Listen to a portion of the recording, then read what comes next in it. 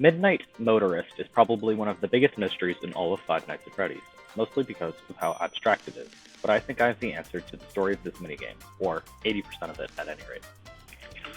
So first, let's start off with talking about what happens in the Midnight Motorist minigame. As you are playing the actual arcade cabinet, there's a break in the bottom part of the road.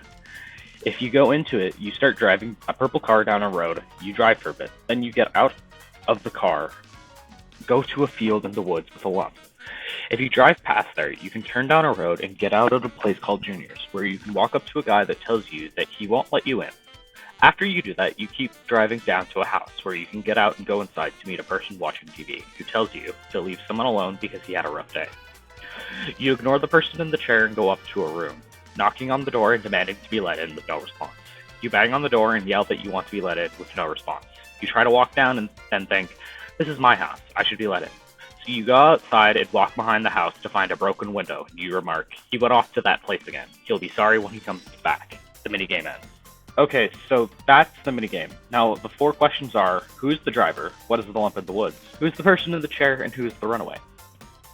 But before we go into what I think the answer is, let's start with the elephant in the room, Didophobia. I'm going to make this blatantly clear. I do not think the runaway in Midnight Motorist is Rory. His parents don't line up with the ones in Midnight Motorist because they are described as a father who is always at work and a neat, freak mother.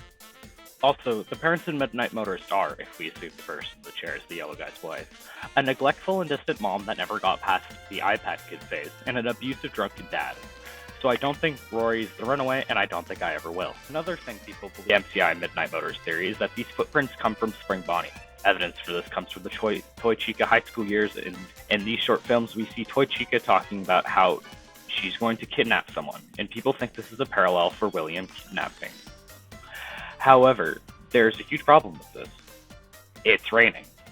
One of the two things that we know about spring lock suits is that you need to keep them wound and you cannot get them wet. Otherwise... Dumb ways to die. So many dumb ways to die. Dumb ways to die. So many dumb ways to die. Invite a psycho killer inside. Dumb ways to die. So many dumb ways to die. Dumb ways to die. So many dumb ways to die. Invite a psycho killer inside. So many dumb ways to die. Dumb ways to die. So many dumb ways to die.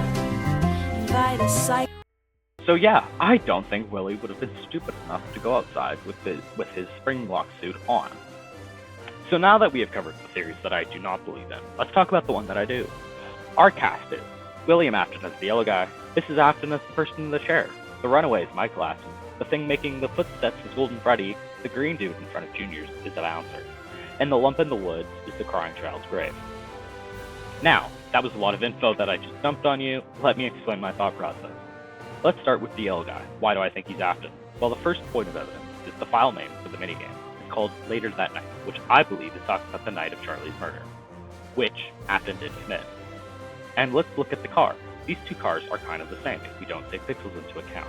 And this, that's right, this cart from 5 Laps at Freddy's confirms that, yep, Afton is the yellow guy. The cart is called Midnight Motorist, and the antenna has a Spring Bonnie head on the top. And who's the person who's spring locked by Spring Bonnie? William Afton. Another point of evidence is the Fruity Maze minigame, where Susie is killed by Afton in the Spring Bonnie suit. Let's look at the minigame real quick.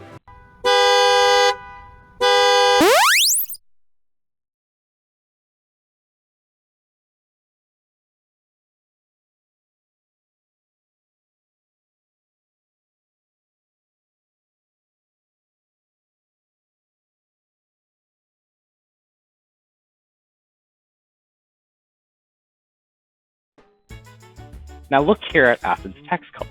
It goes from yellow to purple. What this looks like to me is that if Afton is talking in yellow, it means that he's a quote-unquote good person, and when he's talking in purple, he's evil.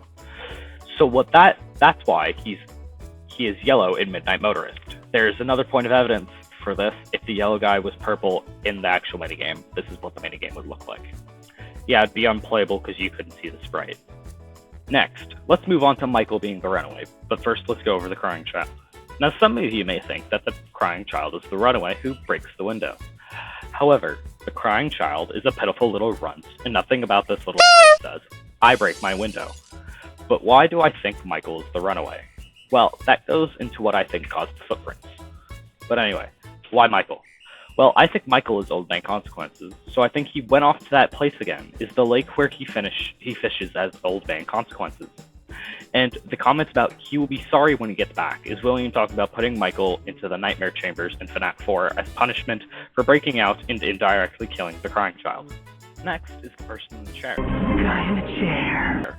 Now, some people think the person in the chair is Guy in the chair. Michael, because at the end of night cutscenes in Sister Location, you see the protagonist, which is confirmed to be Michael Afton, by the way, watching TV in an armchair.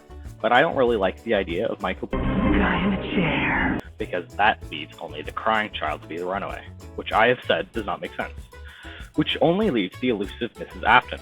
This does have some merit. I think this minigame takes place less than an hour after Charlie's death, and I think the very first death in the timeline is the crying child's. If the Aftons are like any family, the youngest kid is the one who is babied and the most loved by the mother. So, if the crying child is dead, she's going to be a depressed mom that is upset over her favorite child being dead, which is why she's so distant in watching TV and ignoring her eldest child. Next is what made these footprints, and I said they were made by Golden Freddy. This does match up well. Starting with the FNAF theorist's foot fetish, we can see that the footprints are very similar to Golden Freddy's feet.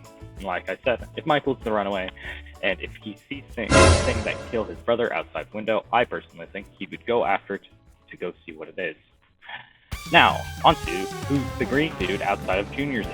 I think he's a bouncer. Now, let's dive into that. If we look at the gameplay of the Midnight Motorist Freddy game, not the lore, the actual gameplay of the minigame, it's you driving a car recklessly at extreme speed. This looks like either a really, really stupid version or a drunk driver, which seems much more likely than someone being a bad driver. Oh wait, it is bad driver. Driven before, only with main parking lot. This is a huge step up. But if we assume that this is a case of drunk driving, then Junior's would be a bar. Think about it. If the guy outside is a bouncer, then it makes sense why he can't let you in there.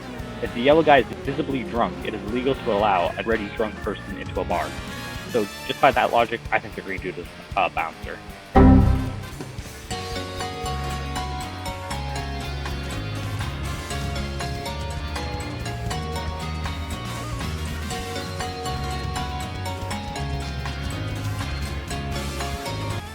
Lastly is the lump in the woods, which I think is where the crying child's body is buried. Let's go into evidence. The first point of evidence is from FNAF. Yep, the stupid racing game is annoyingly useful for solving lore. But anyways, in the Midnight Motorist level in FNAF, you can actually find the lump in the woods near the end of the track. And it looks like a not well-buried coffin. The second point of evidence is in FNAF World. Yep, the other joke game is important for solving lore. But in FNAF World, in the secret clock ending, the glitched Fredbear tells you that you need to leave breadcrumbs around. Later in the game, you can go into a locked door and see this cutscene. We are still your friends. Do you believe that? The pieces are in place for you. All you have to do is find them. Then, the game ends and you earn an achievement, and upon inspection, the icon is a ghost child that is not crying. So what the hell does any of that mean? Well, to start, that We Are Still Your Friends is from the FNAF 4 ending, where he's here, he's there, he's everywhere. Who you gonna call? Psychic friend, Fredbear. Tells the crying child that his plushies are still his friends. And then, if this is stated again, it's probably directed towards the crying child's spirit.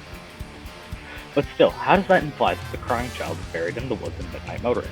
Well, it is heavily implied that the real plot of FNAF World is finding the memories of the crying child to make it possible for him to move on. But why is it not possible for him to move on, you may ask? Well, in the short story, Alone Together, it is directly stated that a spirit cannot move on until the spirit knows where its body is. And since it appears that the crying child, or Dave, has not yet moved on since the time of FNAF World, it's probably because they cannot find his body, because it's buried deep in the woods where no one can find it. And that's what I think of Midnight Motorist. And if you enjoyed this video, please subscribe and try watching this video right here. It's pretty good, trust me.